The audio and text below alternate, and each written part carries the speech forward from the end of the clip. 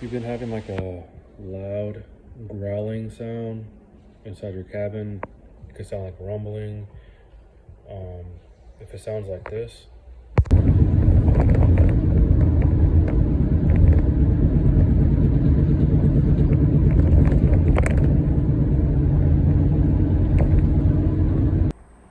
in the video you're gonna hear my phone moving a lot, but I promise if you listen closely you can also hear the rumbling sound inside of the cabin. That pretty much meant that my wheel bearing was bad. Particularly it was my passenger front wheel bearing, so I had to take it in, and I took it into the dealership because it's still under warranty. But yeah, so that loud rumbling sound, that could be a wheel bearing, and I just wanted to post this video that way if anyone else was having any issues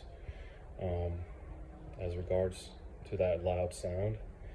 I got it on video, and also I'm gonna post I'm gonna put a video of the after sound. Obviously it's just not supposed to be really any sound inside the cabin. It's just a smooth ride.